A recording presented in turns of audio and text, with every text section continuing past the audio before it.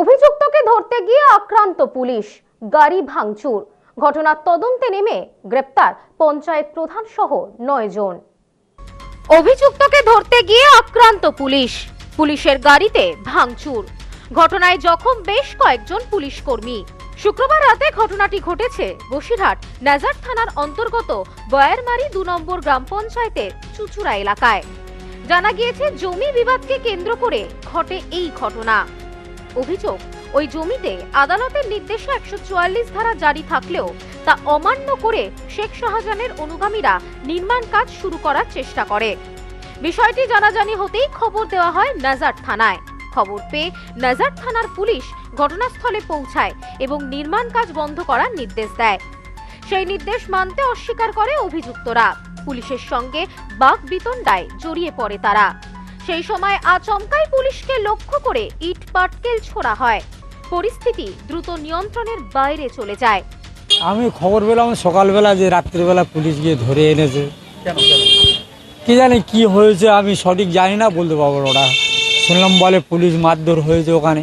আচ্ছা, তো সে পুলিশ মারধর হয়েছে, কিন্তু আমার শালা তো একদম নির্দোষ, ও তো কোনো ঝামেলায় যায় না। শালা কি করে? শালা ভাঁটাই ছিল, কালকে সন্ধ্যেবেলায় এফআইআরে যাবে বলে কাল রাত্রিবেলা বাড়িতে এসছে। বাড়িতে এসে শুয়ে রয়েছে। রাত 9টা-10টার দিকে গিয়ে হঠাৎ কাঁচ ভেঙে ছুড়ে দিয়ে চলে আসে। পুলিশের ওপর হামলা চালানো হয়। হামলার সময় পুলিশের একটি গাড়িতেও ভাঙচুর করা হয় বলে জানা গেছে। পুলিশ সূত্রে খবর, এই ঘটনায় এখনো পর্যন্ত 9 জনকে গ্রেপ্তার করা হয়েছে। চিল্লা তো আমরা জানি গাড়ি পাল্টি খেয়েছে, না অ্যাক্সিডেন্ট হয়েছে। আর ওই আমরা ছুটে গিয়ে দেখি যে তখন এই পুলিশে ওই ওই ওই একজন আগা ঘরের জানলা টালা ভাঙতেছে, দরজা খুলতেছে। আমরা এই পুলিশ দেখে তখন আমরা বাড়ি চলে এসেছিলাম। আর ওই বাড়ি চলে এসেছি, তার আমরা দেখতে পেয়েছি পুলিশ বলে এই দাঁড়াও, তা আমরা দাঁড়িয়ে গেছি। আর এসে আমার 2 ছেলের ধরেছে, আমার স্বামীর ধরেছে, আমার জামারও ধরেছে। আর আমার বললে এ মেয়েজনার লাভ, তার একজনা বললে মহিলার লিস নেই বলে আমার রেখে দিই। কি জন্যই ধরেছে এখনো পর্যন্ত আমরা জানি না।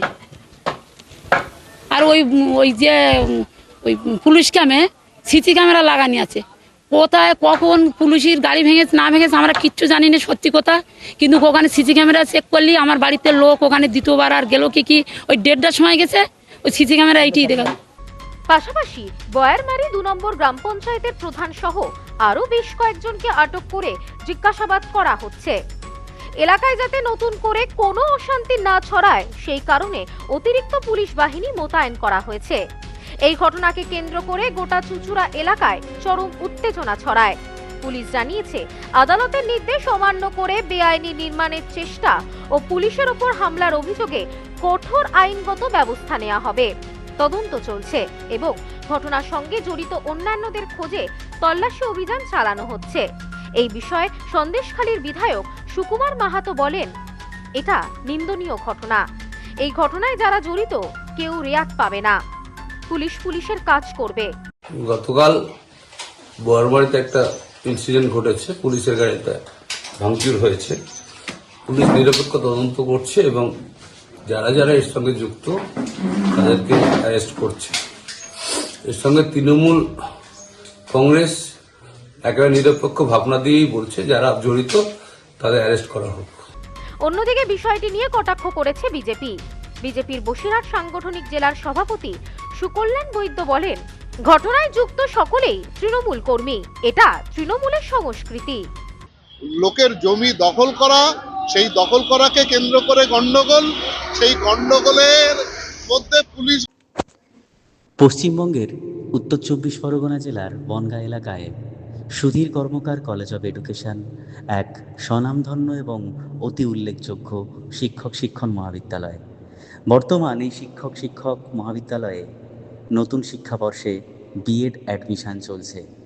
তাই বিএড অ্যাডমিশন নেওয়ার বিষয়ে যে সমস্ত শিক্ষার্থীরা আগ্রহী তারা অতি সত্বর কলেজের অফিসে এসে যোগাযোগ করবেন। আমাদের কলেজের ঠিকানা গোপালনগর, চরচালকি, বনগাঁ, উত্তর 24 পরগনা।